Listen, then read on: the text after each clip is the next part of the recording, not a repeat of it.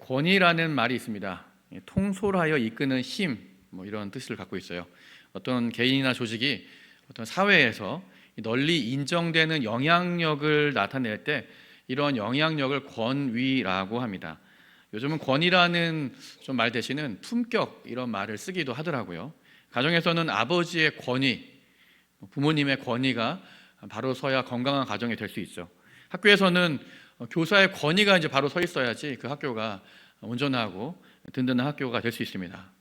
또 어른으로서의 권위가 필요하고 회사 또 크고 작은 공동체에서도 그 리더의 권위가 인정되고 또 인정을 받아야 그 공동체가 바로 서 있을 수 있습니다. 하지만 이 같은 단어로 시작하는 권위주의라는 뜻은 좀 다른 의미입니다. 이 권위주의는 좀 억지스러운 일들이에요. 어떤 일에 스스로 권위를 막 내세워서 이 권위에 억지로 복종하게 하고 순종하게 하고 이런 거를 권위주의라고 말합니다. 권위가 잘못 행사되는 그런 뜻이죠. 좀 부정적인 의미를 갖고 있는데요. 널리 권위가 자연스럽게 좀 인정되는 과거에 왕정 시대 이런 때에는 사실 권위주의라는 것이 크게 문제가 되지 않았습니다. 근데 요즘 이제 근대에 들어서 인권이 강조되고 포스트 모던 사회다 이러고 민주화의 영향으로 인해서 이 잘못된 권위주의를 반대하는 운동들이 일어났는데 심지어 이 권위라고 하는 긍정적인 이런 의미조차도 좀 강하게 도전받고 거부되고 있습니다. 요즘 그래서 우리가 살고 있는 사회를 이 권위를 잃어가는 시대, 탈권위 사회 이렇게 뜻하기도 합니다. 가정에서는 이 아버지의 권위가 사라진 지 오래되었습니다. 아버지라고 남편이라고 그 이유만으로 존경받는 그런 시대는 아니에요. 남편이라고 아내에게 권세를 부리다가는 요즘은 밥을 굶기가 쉬운 그런 사회가 됐습니다. 잘못하면 심하면 집에서 쫓겨나기도 하고 그런 시대가 바로 지금 이 시대입니다. 학교에서는 여러분 교사의 권위가 땅에 떨어졌다고 하는 그런 뉴스와 신문 기사들을 심심치 않게 우리가 접하고 있습니다. 학생을 조금 나무랬다고 또 잘 관리하지 못했다는 그런 이유로 선생님이 학생들 앞에서 무릎 꿇고 사과하고 빌어야 되는 이런 일들이 좀 비일비재하게 일어나고 있어요. 특히 요즘은 너무나 좀 심한 이런 학교 또 선생님들 사이에서 일어나는 크고 작은 사건들이 우리가 뉴스를 통해서 나오면서 우리가 간접적으로 지금 학교의 권위가 교사의 권위가 이렇게 떨어졌다는 것을 경험하고 있습니다. 심지어는 경찰, 법과 같은 이 공권력, 이 권위도 점점 힘을 잃어가고 있습니다. 또 한 나라의 대표 통치권자인 대통령의 권위도 도전을 받고 있죠. 대통령도 잘못하면 국회나 국민들의 눈치를 보고 또 쫓겨나기도 하고 이런 일들이 지금 일어나고 있습니다. 여러분, 교회에도 권위가 있습니다. 이 교회는 영적인 권위를 가지고 있죠. 예수님은 이 교회에 천국의 열쇠를 주셨다. 이렇게 마태복음 성경 말씀에 의하면 예수님이 교회에게 천국의 열쇠를 주셨고 음부의 권세가 이 교회를 이기지 못할 것이라고 또 말씀하셨습니다. 하지만 안타까운 것은 이 교회가 가져야 되는 이런 영적인 권세가 마치 앞에 말씀드린 이 권위처럼 점점 희미해지고 있다는 점입니다. 이 세상의 소금이 되어야 되는 교회가 점점 맛을 잃어가고 세상의 빛이 되어야 되는 교회가 점점 빛을 잃어가는 것도 아마 이런 교회의 권위를 잃어가는 현상 중에 하나라고 할 수 있어요.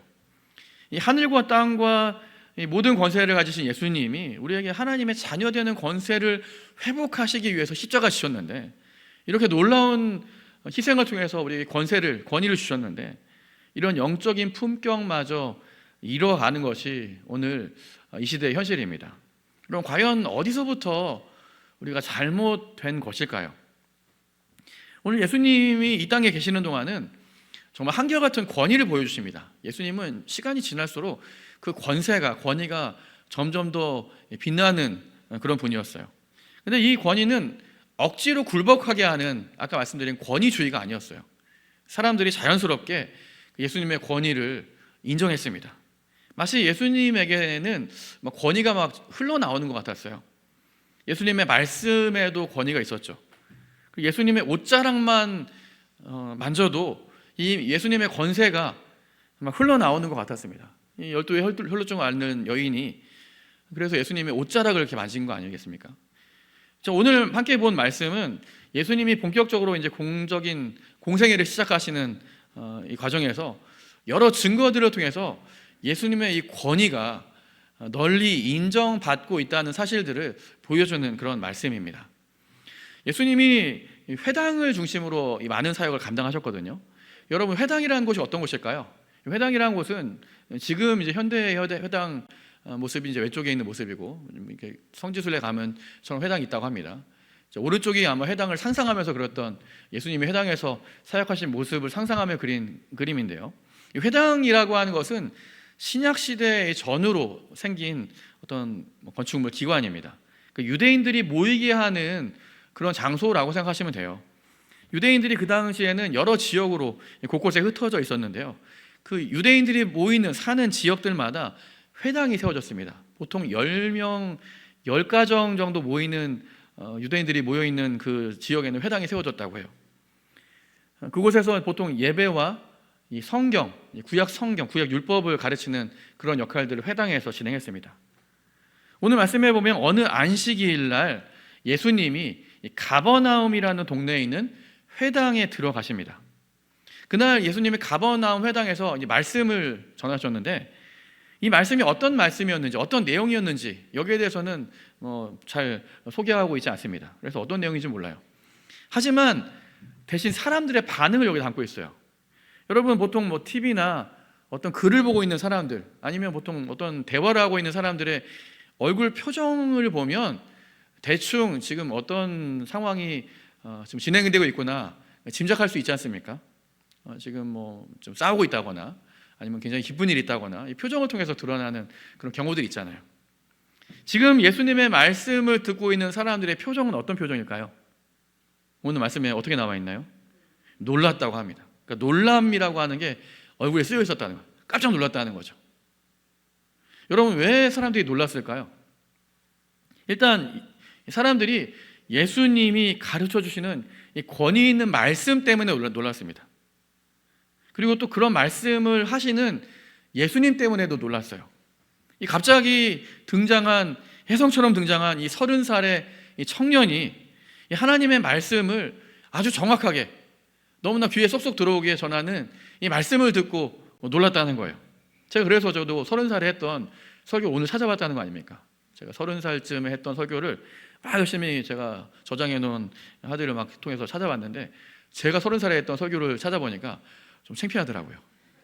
오늘 갖고 와서 설교를 한번 했었어야 되는데.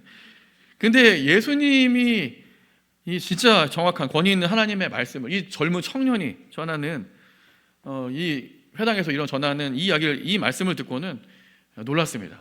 왜냐하면 구약의 예수님이 말씀에는 구약의 율법을 완전히 깨고 관통하고 있었기 때문에 그래요. 그리고 지금까지 어떤 율법 선생님에게서도, 지금 가버나움 회당에서도 여러 사람들이 앞에 나와서 말씀을 읽고 또 강연도 하고 설교도 하고 했을 텐데, 어떤 선생님에게도 들어본 적이 없는 진짜 놀라운 하나님 말씀처럼 들렸기 때문입니다. 진짜 귀에 쏙쏙 들어오고 복잡한 머리를 막 시원하게 해주는 그런 말씀이었습니다.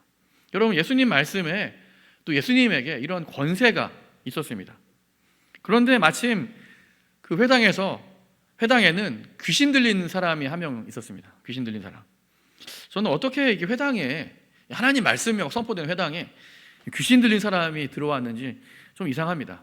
물론 교회에도 가끔 귀신 들린 분들이 찾아오기도 하죠. 오늘 말씀에 의하면 그 사람 속에 있는 이 귀신의 정체를 뭐라고 말하냐면 더러운 귀신이다, 이렇게 말하고 있어요. 독하고 더러운 귀신. 그리고 그 귀신 들린 사람이 어떤 일을 하나요? 갑자기 일어나서 소리치기 시작했습니다.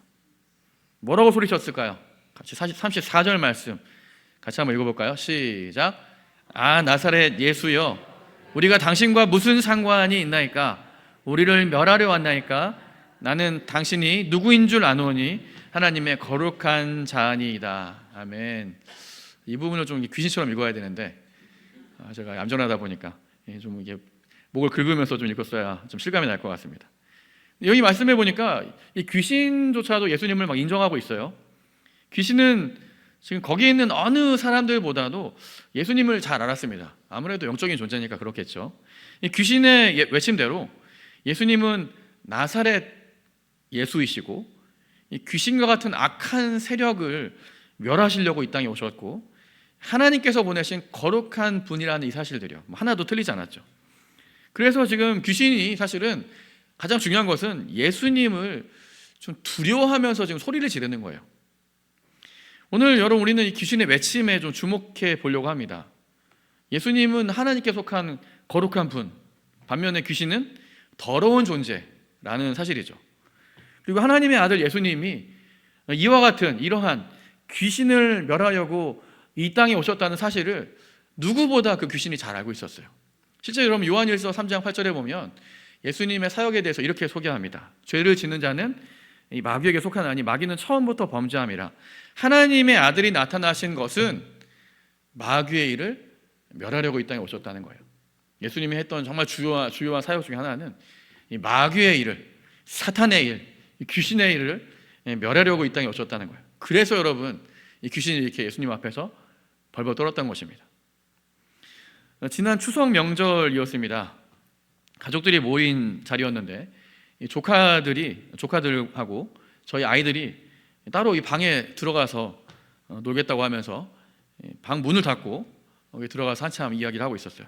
한참 있다가 방 문이 열리면서 저희 둘째 아이가 막 뛰쳐나왔습니다. 그러면서 이렇게 말했습니다. 와, 무서워 죽겠어. 아빠 무서워 죽겠어요. 왜 그런가 했더니 자기들끼리 불 꺼놓고 무서운 이야기를 막 주고받았던 것입니다. 뭐 꼭 아이들이 이거 이야기하는 무서운 이야기에는 누가 등장하나요? 귀신이 나오지 않습니까? 귀신이 나와요. 혹시 여기서 귀신 보신 분들 있습니까? 아마 마음속으로 손 들고 있는 분들이 있을지 모르겠는데 아마 있을 수도 있고 한 번도 귀신 본 적이 없으신 분들도 있을 것 같습니다. 귀신에 대한 경험들이 아마 제각각 아마 소문으로 들었거나 실제로 진짜 경험을 했다거나 다 제각각일 것 같아요. 여러분, 귀신하면 어떤 이미지가 떠오르시나요? 머리를 막 풀어헤치고 하얀 소복을 입고 막 눈이 충혈되어 있고 입에는 좀 피도 바르고 이런 한국의 처녀 귀신 이런 걸 좀 상상하게 되는데, 학교마다 귀신이 나오는 괴담 이런 거 있잖아요. 괴담 있고 또 오랫동안 폐가, 아무도 찾지 않는 폐가 병원 이런 데 가면 항상 귀신이 많이 나온다는 그런 이야기가 있습니다.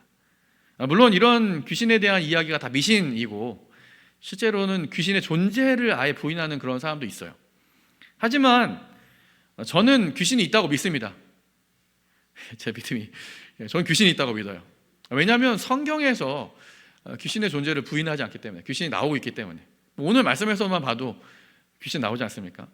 이 헬라어, 우리 신약성경에 기록된 헬라어, 그리스어에서는 이 귀신이라는 단어가 다이모니온, 푸뉴마 다이모니온 이렇게 되어 있는데, 이 다이모니온이라는 귀신이라는 단어가 성경에, 신약 성경에만 63번이나 등장을 해요. 특별히 복음서에 많이 등장을 하는데, 귀신은 그러니까 이렇게 굉장히 이 당시에는 흔한 그런 존재였습니다. 물론 여러분, 귀신이 일반적으로 우리나라에 또 많은 사람들에게 알려진 것처럼 죽은 사람이 원혼이 되어서 이 세상을 떠돌아다니는 그런 존재는 분명히 아니에요. 이 귀신의 정체는 성경에 의하면 악한 영이고 사탄, 마귀를 우두머리로 하는 어떤 조직과 계급이 있는 어떤 악한 영들의 집단, 군대 체계처럼 이런 집단입니다. 그리고 영적인 존재이고 사람들에게 들어가서 조종하고 괴롭히는 그런 일을 합니다. 그러니까 귀신 들릴 수 있다, 이 표현이 딱 맞는 거예요. 귀신 있다 이거보다는 귀신 들릴 수 있다, 이 표현이 성경적인 표현입니다. 게다가 귀신은 이 생각도 하고 그렇게 또 그렇게 생각을 할 줄 아는 지적인 존재예요. 왜냐하면 오늘 말씀도 보면 이 귀신이 예수님의 존재에 대해서 그 곳에 있는 누구보다도 잘 알았습니다. 하나님의 아들이라는 사실도 잘 알았고 예수님이 거룩한 존재라는 사실도 잘 알고 있었습니다. 그리고 어떻게든 예수님의 이 권세를 좀 피하려고 막 머리를 쓰고 예수님하고 타협하기도 하고 이렇게 활동하기도 하죠. 군대 귀신처럼 수천이 막 함께 활동하기도 하고 또 신비한 일을 통해서 사람들을 현혹하고 이런 다양한 일들을 했어요. 하지만 정말 중요한 것은 오늘 말씀에도 잘 표현된 것처럼 귀신은 본질적으로 더러운 존재라는 거예요. 더러운 존재, 더럽고 부도덕한 존재, 이 악하고 거짓의 앞잡이이고, 모든 죄의 근원이 사탄, 마귀 때문이다, 이렇게 단정짓기는 좀 어렵지만, 어쨌든 귀신들은 사람들로 하여금 죄에 빠지도록, 죄를 짓도록 이런 죄의 함정을 놓고 하나님에게 멀어지게 합니다. 하나님의 자녀들이 영적인 성장을 방해하고 이런 일들을 귀신들이 합니다. 때로는 실제 여러분, 사람들이 귀신이 들리죠. 그럼 어떻게 되나요? 사람들은 병들게 하기도 하고, 사납게 만들기도 하고, 또 사람을 괴롭히고, 때로는 심지어 사람을 죽이려고 불에 던지고 물에 던지고 이런 일도 있다고 성경에 기록이 되어 있습니다. 요즘은 귀신 들린 사람이 좀 흔치는 않은 것 같아요. 이 귀신 들린 사람들의 이 상태가 이 정신 이상한 분들의 상태와 좀 비슷하기 때문에 참 구별하기가 쉽지 않아요. 이분이 귀신이 들린 건지 좀 정신이 좀 안 좋은 건지 이렇게 구별하기가 쉽지가 않습니다. 하지만 분명한 차이는 있는 것 같습니다. 오늘 성경에 보면 일단 먼저 이 귀신들이 예수님을 잘 알아봤어요. 예수님에 대해서는 좀 두려워하고 무서워하는 그런 모습이 있었습니다. 예수님 발 앞에 엎드리고 예수님 앞에서 힘을 잃고 벌벌 떨고 이랬습니다. 예수님에게만 벌벌 떨는 게 아니죠. 사도행전에 보면 사도들을 통해서도 귀신이 벌벌 떨어서 쫓겨나는 그 장면이 나와요. 귀신 들린 한 여종, 사도행전에 나오는데 16장인가 나오는데, 이 귀신 들린 한 여종은 예수님을, 이 복음을 전하는 사도 바울을 계속 따라다니면서 사도 바울이 예수님 복음을 전하는 사람이다 이렇게 하면서 그 말이 사실은 굉장히 방해가 되고 좀 힘든 일이었어요. 그래서 결국에 사도 바울이 귀신을 쫓아내고 또 거기서 이제 에베소 교회에 기틀이 마련되는 그런 사건이 시작이 되는데, 오늘 말씀에서도 여러분 이 더러운 귀신 들린 이 사람이 예수님을 알아본 거예요. 그리고 크게 소리를 질렀습니다. 여러분, 보통 겁이 많은 사람들이 좀 과장된 행동을 하고 목소리가 크다고 이런 이야기가 있거든요. 저는 오늘 이 말씀에 보면 이 귀신 들린 사람이, 그러니까 귀신이 좀 큰 목소리로 소리 질렀다 이렇게 표현하는 것이 좀 이런 이유 때문인 것 같아요. 너무 예수님이 무서워서, 두려워서 소리를 지른 것이 아닌가 싶습니다. 여러분, 그렇다면 여기서 궁금한 게 있죠. 귀신은 왜 이렇게 예수님을 두려워할까요? 귀신은 왜 예수님을 두려워할까요? 왜 예수님을 두려워할까요? 일단 귀신, 물론 하나님의 아들이고 말씀에 권위 있는 분이어서 그렇지만, 여러분 귀신은 일단 존재 자체가 오늘 말씀에 보는 것처럼 더러운 존재예요. 어두운 존재. 하지만 예수님은 어떤 분이에요? 빛이시고 깨끗하시고 어두움이 조금도 없으신 분이에요. 예수님은 거룩하시고 악이 틈탈 부분이 전혀 없는 예수님입니다. 따라서 여러분, 더러운 귀신이 예수님을 보았을 때 두려워하지 않을 수 없었던 거예요. 성경에 안 나와 있지만 아마 지금 이 귀신이 지금 예수님 만나고는 그 사람 속에서 아마 두 눈을 가리고 엎드려서 예수님을 쳐다보지도 못했을 것입니다. 벌벌 떨면서. 왜냐하면 예수님 앞에서는 귀신의 정체가 드러나거든요. 평상시엔 모르는데 예수님 앞에 서니까 이 어두운 존재였던 귀신의 정체가 드러난 거예요. 사실은 이 사람이 귀신 들린 사람이었던 거죠. 그때까지는 회당에 이 사람이 들어와도 이 사람이 귀신 들린 사람이었는지 아니었는지 자기의 신분을 감추고 속이고 들어왔을 수도 있죠. 하지만 예수님 앞에 서니까, 진짜 빛 되시는 예수님 앞에 서니까 귀신의 정체가 드러난 거예요. 그래서 지금 귀신이 이 예수님 앞에서 벌벌 떨고 있었던 것입니다. 여러분, 또한 예수님은 자신만 거룩한 것이 아니라 거룩하게 하시는 분입니다. 더러운 것을 보면 거룩하게 하시는 그런 일을 하세요. 오늘 35절 말씀을 보니까 예수께서 꾸짖어 이르시되 잠잠하고 그 사람에게서 나오라 이렇게 선포하시죠. 하나님이 여러분 이 세상을 처음 만드실 때 깨끗하고 아름답게 보시기에 심히 좋았더라. 저는 이 말은 정말 깨끗하고 아름답게 만드셨다, 이런 표현인 것 같아요. 여러분, 하나님이 이렇게 세상을 만드신 것처럼 예수님이 하시는 일은 뭘까요?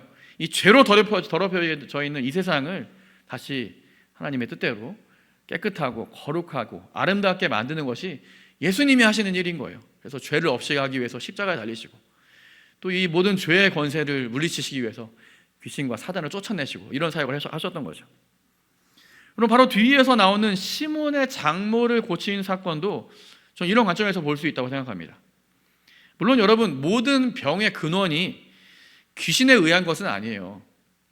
육체적으로 약해서, 또 때로는 감기, 독감, 코로나도 마찬가지고 이 세균이나 바이러스에 의해서 찾아오는 질병들도 많이 있기 때문입니다. 하지만 여러분, 때로는 또 분명하게 이 귀신 들림에 의해서 병에 걸리는 일도 분명히 종종 있습니다. 대표적으로 예수님이 변화산에 계실 때 제자들이 한 아이를 어쩌지 못하고 쩔쩔매는 그런 장면이 나옵니다. 이 아이는 아마 의학적으로 보면 간질병을 앓는 아이였었어요. 거품을 물고 막 쓰러지고 이런 일을 했거든요. 가다가 쓰러지기 때문에 되게 위험한 상황도 있었고 이런 일이 있었다고 하는 걸 보면 의학적으로 보면 이 간질병을 앓는 아이였는데, 하지만 이 아이의 병의 원인이 뭐였습니까? 귀신 들렸었어요. 예수님이 오셔서 귀신 쫓아내시고 믿음에 대해서 이렇게 말씀하시고 이런 장면이 나오는데, 이런 일이 있습니다.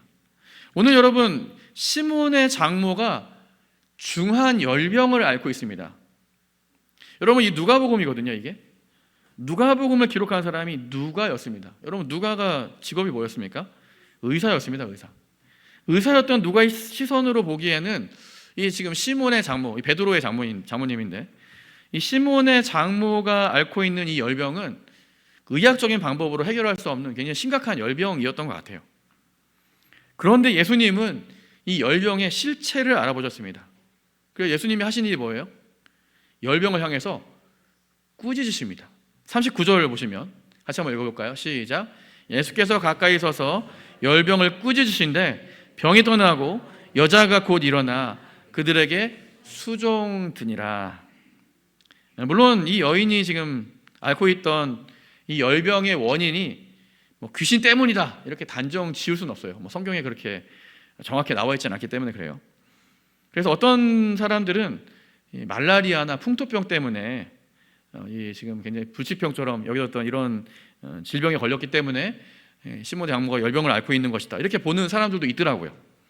하지만 저는 지금 열병의 원인이 귀신에게 있었던 것으로 보는 것도 괜찮은 것 같습니다. 왜냐하면 그렇지 않았다면 이 의사였던 누가가 의사인데 최소한 일반인보다는 병에 대해서 너무나 누구보다 잘 알았던 누가가 여기서 이 병을 고쳤다고 표현하지 않고 꾸짖었다고 표현할 리가 없기 때문에 그렇습니다. 여러분, 실제로 바로 뒤에 나오는 40절 말씀을 보시면 예수님이 보통 병을 고치실 때는 이렇게 고치십니다. 같이 한번 읽어볼까요? 시작. 해질 무렵에 사람들이 온갖 병자들을 데리고 나아오매 예수께서 일일이 그 위에 손을 얹고 얹으사 고치시니. 이렇게 얹으셔서 여러분 기도하시면서 예수님이 보통 병은 고치시거든요.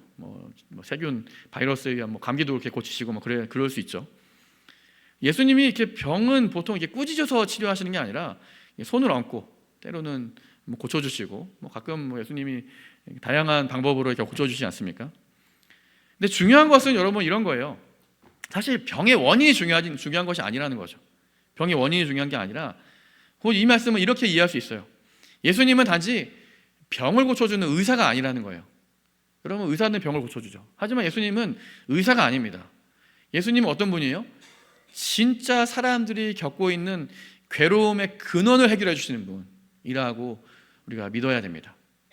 병이 있으면 예수님이 병을 손을 얹고 기도하면서 고쳐주기도 하시고, 이 병의 원인이 귀신에게 있으면 때로는 그 병의 원인인 귀신을 꾸짖어서 치료하시기도 하고, 병에서도 자유하게 하고 귀신의 속박에도 풀어주시고 온전하게 하고 거룩하게 하는 것이 예수님의 진정한 치료의 목적이기 때문에 그렇습니다. 여러분, 이렇게 하나님 나라의 온전함은 단지 겉으로만 멀쩡한 것이 아니에요. 여러분, 병에서 낫는 것 중요하죠. 귀신에게 쫓겨나는 것도 중요합니다. 하지만 정말 중요한 것은 우리가 어쨌든 어떤 상황이든 전체적으로 또 전인적으로 회복되는 온전함이 가장 중요하다는 거예요. 모든 육적인 영역, 영적인 것, 정신적인 것, 이 모든 것에서 예수님을 통해서 회복하고 회복시키는 일이 너무나 필요한 일이라는 것입니다. 저는 여기서 오늘 우리가 함께 감당해야 되는 우리 교회, 우리 성도들의 본질적인 사명이 여기 있다고 생각합니다. 우리 예수님처럼 우리도 단지 우리가 피상적으로 예수님의 이름으로 귀신을 쫓아내고 병을 고치는 것, 사실 이것도 중요합니다. 이게 중요하지 않다는 건 아니에요. 하지만 그보다 더 중요하고 우선되는 사역이 있다는 거예요. 그것은 바로 깨끗하게 하고 거룩하게 하는 사명, 이게 더 중요한 사명입니다. 피상적으로 귀신을 쫓아내고 병 고치고, 이거는 굉장히 사실 예수님에게는 이게 중요한 게 아니었어요. 이게 목적이 아니거든요. 예수님의 일을 통해서 사람들을 깨끗하게 하고, 사람들이 귀신에게서 떠나게 하고, 사람들이 죄에서 멀어지게 하고, 이 어두움에서 어두움 물러가게 하고, 이 예수님의 이게 사역의 목적이었기 때문에. 귀신이 예수님을 두려워하는 이유가 여기 있어요. 죄를 짓는 자는 마귀에게 속하지만 이 거룩하게 하는 사람, 거룩하게 된 사람, 이 사람은 예수님께 속하기 때문에 그렇습니다. 예수님의 능력보다 더 중요한 것은 예수님이 깨끗하게 하시는 분이다. 예수님이 이렇게 이 거룩하게 하고 정결하게 하는 사역을 통해서 이 죄와 사탄을 지금 이겨 나가시는 것입니다. 이 말씀을 정리하겠습니다. 제가 예전에 전인적 치유 수양회 이런 걸 간 적이 있어요.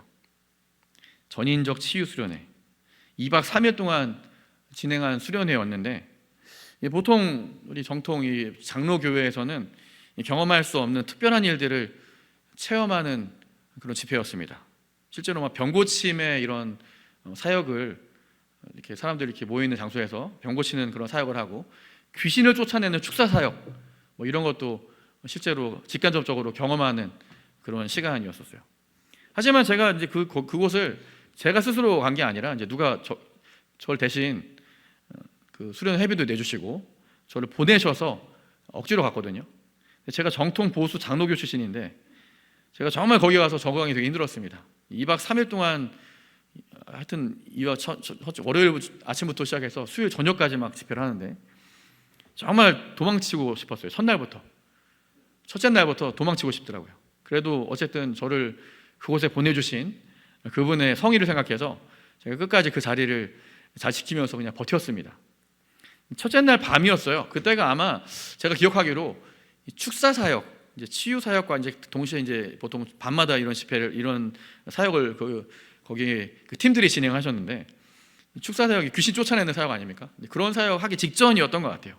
근데 이게 효과적으로 하기 위해서는 이걸 해야 된다고 하면서 사람들에게 커다란 종이를 이렇게 한 장씩 나눠줬습니다. 큰 A4 용지가 아니라 A3 용지, 큰 도화지 같은 이 종이를 한 장씩 나눠준 거예요. 근데 그 종이 안에 글자가 아주 빼곡하게 적혀 있었습니다. 무슨 내용인가 살펴봤더니 거기에 각종 죄들이 막 적혀 있는 죄의 목록이었었어요. 죄의 목록. 말이나 행동, 생각으로 지을 수 있는, 하여간 사람들이 생각할 수 있는 모든 죄들을 어쨌든 그 팀들이 생각해가지고 다 적어놓은 거예요. 심지어 조상들의 죄부터 사돈 8촌의 죄까지 막 깡그리 체크할 수 있도록, 이게 체크만 하면 될 수 있도록, 되게 체크만 하면 하여튼 읽으면서 할 수 있도록 하는 그런 종이었습니다. 만약에 근데 거기 안에도 리스트에도 내 죄가 없으면 생각나는 죄를 적을 수 있도록 뒤에도 빈칸도 이렇게 있었습니다. 저도 그 시간만큼은 좀 진지하게 하나하나 이 죄를 좀 살펴보면서 체크하기 시작했습니다. 나중에서야 제가 그 집회에서 그 일을 했던 그 이유를, 되게 중요한 사실을 하나 깨달았습니다. 병이든 귀신이든 여러분, 이걸 이기는 힘은 무엇일까요? 이 거룩함이에요. 죄를 이기는 힘. 물론 우리의 힘으로 이길 수는 없죠. 예수님의 보혈을 의지해서, 예수님을 의지해서, 정말 우리를 거룩하게 하시고 깨끗하게 하시는 예수님 의지해서 여러분 이게 죄를 이기는 거죠. 그러면 여러분, 우리가 죄를 이기기 때문에, 그 더러움을 이기기 때문에 어떤 병이든 사탄이든 이겨낼 수 있다. 아마 그 당시에 그 집회의 원리가 아니었나 싶어요. 오늘 여러분 함께 이 저녁에도 우리 함께 그런 의미에서 함께 우리가 예수님을 온전히 의지하면서 여러분 그런 의미에 기도해야 됩니다. 우리를 단지 우리에게 어떤 능력 주시기를, 귀신 쫓아내고 병 고치는 능력 주시기를 위해서 우리 기도하는 것이 아니라 더 중요한 것, 하나님 우리를 좀 더 깨끗하게 해주십시오. 하나님, 우리가 정말 능력의 이름 예수님의 보혈로 우리가 만나는 사람들을 좀 깨끗하게 하는 그런 사역들을 감당하게 해주십시오. 우리가 있는 공동체, 우리가 만나는 사람들에게 이런 정말 예수님의 빛을, 깨끗함을 전하는 그런 사역을 감당하게 해주십시오. 그래서 이것이 우리의 예수님의 권세가 되고, 이것이 우리에게 능력의 근원이 되고, 이런 하나님의 능력을 경험하는 우리 모든 성도님들 되시기를 주님의 이름으로 축원합니다.